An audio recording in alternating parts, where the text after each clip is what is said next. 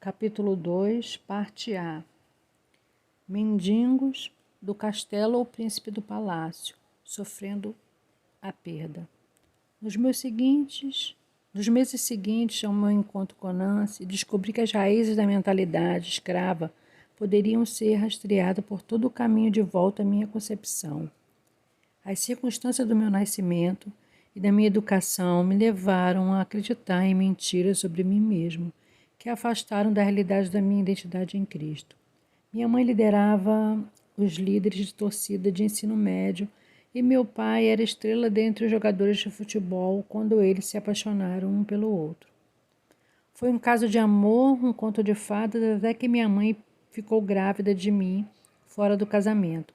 Era a década de 1950, a época em que a sociedade via a imoralidade com olhos muito piores que hoje. Quando meu avô, pai de minha mãe, descobriu que ela estava grávida, renegou tanto a mim, a mãe, quanto a meu pai, apesar deles terem fugido e casado antes de eu nascer.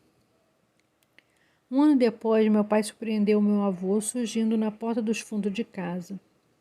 Antes do meu avô ter a chance de mandá-lo embora, meu pai caiu de joelhos e implorou por seu perdão. Meu avô perdoou aquela manhã, mas nenhum deles sabia do desastre que viria em breve. Pois, 2 anos mais tarde, apenas um ano após a minha irmã nascer, meu pai estava pescando quando uma enorme tempestade veio de repente e virou o barco. Meu pai salvou meu tio, levando-o para a margem, e depois voltou para recuperar o barco.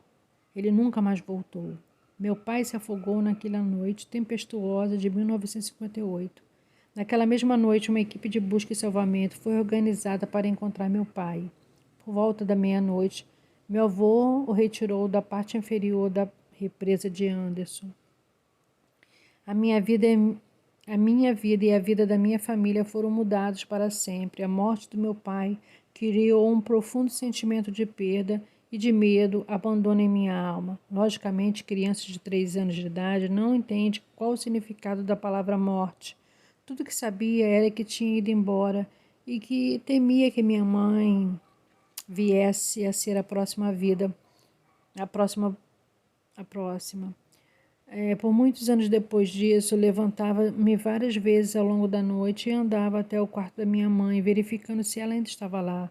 Anos mais tarde, ela me disse que frequentemente acordava e me encontrava em pé ao lado da sua cama, apenas olhando para ela, da tragédia ao lixo. Minha mãe se casou de novo 2 vezes.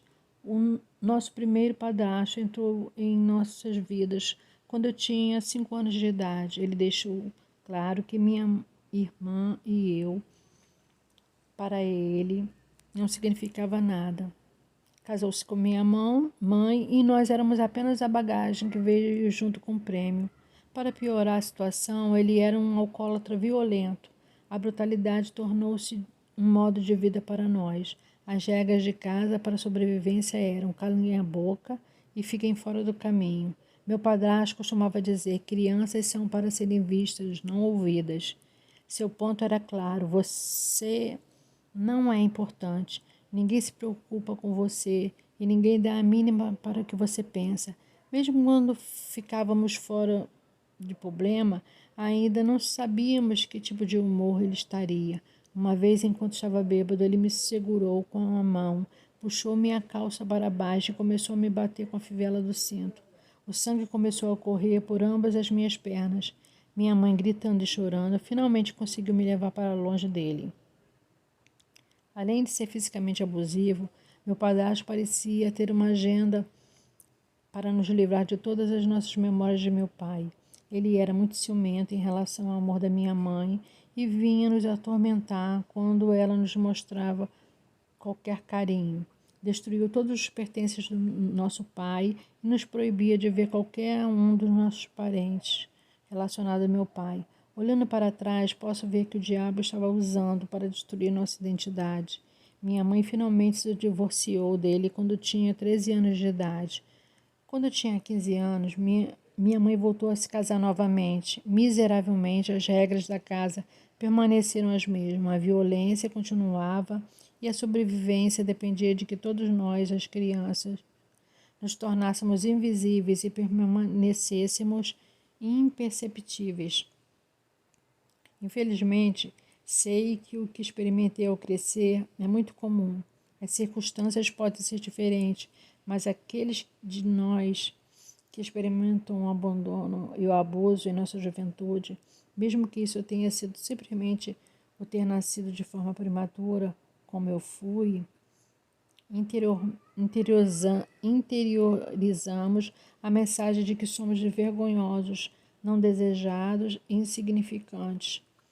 O resultado dessa mentira é que podemos desenvolver padrões de comportamento que são projetados para nos proteger de um mundo hostil, porque já experimentamos ataques de níveis mais fundamentais da nossa identidade. Pensamos que temos que fazer o que for preciso para matar a dor e simplesmente sobreviver. Uma das minhas táticas de sobrevivência foi desenvolver um senso de humor sarcástico.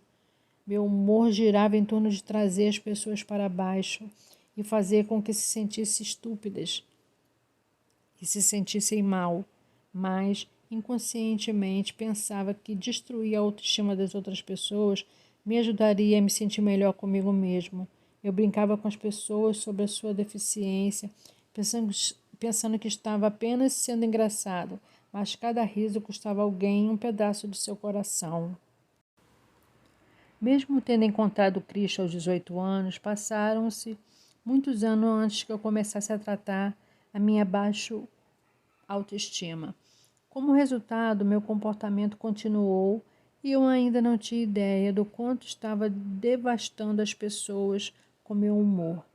Devia ter compreendido isso, porque eu era a principal vítima do meu próprio humor. Frequentemente, fazia das minhas falhas a força da minha própria piada. Eu tinha ficado acostumada a me sentir mal comigo mesmo por um longo tempo. A cultura da dor aprisionou a minha alma dentro de mim, mas o Senhor estava determinado a me ajudar a fugir dessa prisão, aprendendo a amar a si mesmo.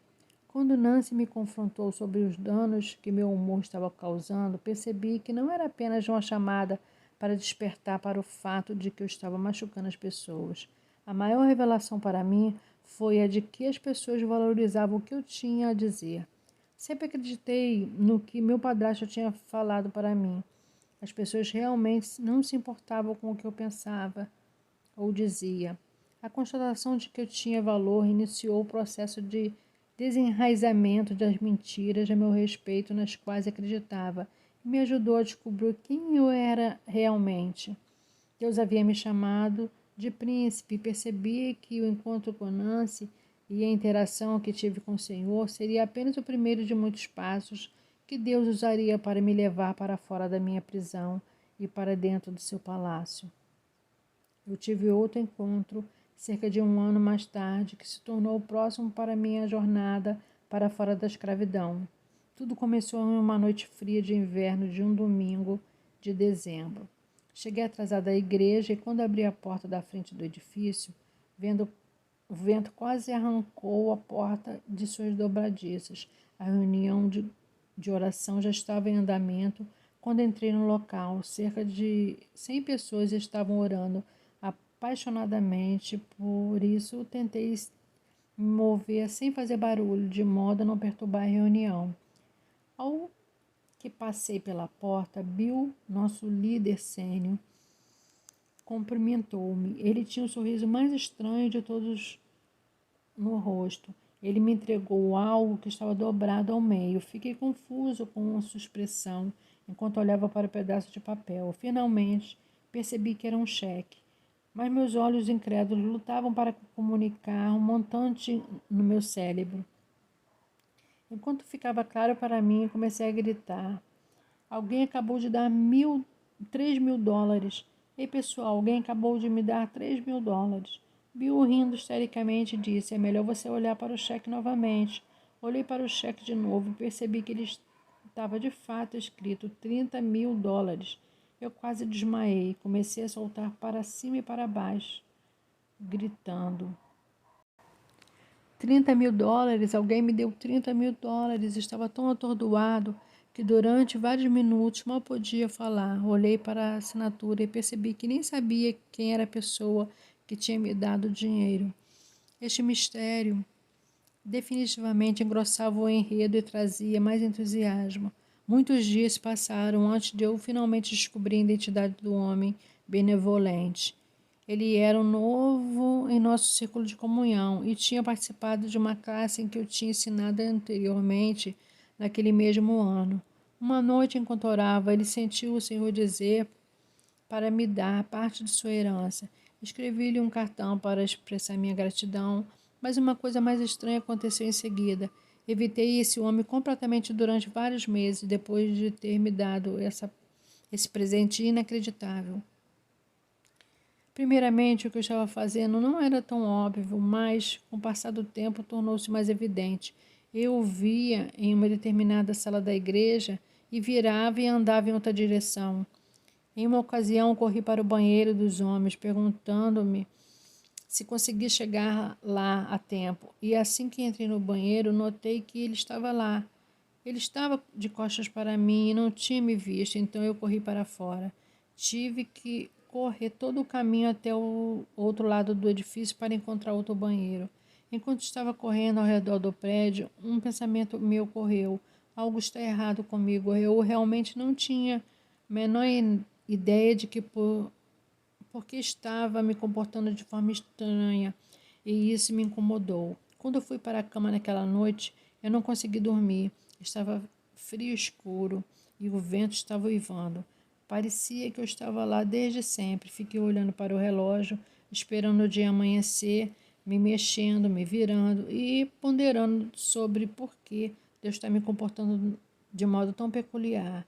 Eu não conseguia tirar o meu pobre comportamento de fora da minha cabeça. Minha mente voltou-se para as outras vezes ao longo dos anos em que tive esse mesmo sentimento em relação a outra pessoa, que me valorizavam de uma forma especial. Pensei sobre quantos desses relacionamentos eu tinha sabotado ao não permitir que as pessoas me amassem. Percebi que me amava presentear as pessoas, mas nunca gostava de receber delas. Ainda assim, o meu comportamento não fazia sentido. Finalmente, em desespero, busquei o Senhor em oração. Senhor, você sabe o que está errado comigo? Sim, ele respondeu imediatamente. O que é? Perguntei com cautela. Você realmente não sabe? Ele perguntou. Essa foi uma pergunta reveladora. Estava realmente bastante nervoso sobre descobrir o que havia de errado comigo, porque eu tinha vivido na negação por um longo tempo.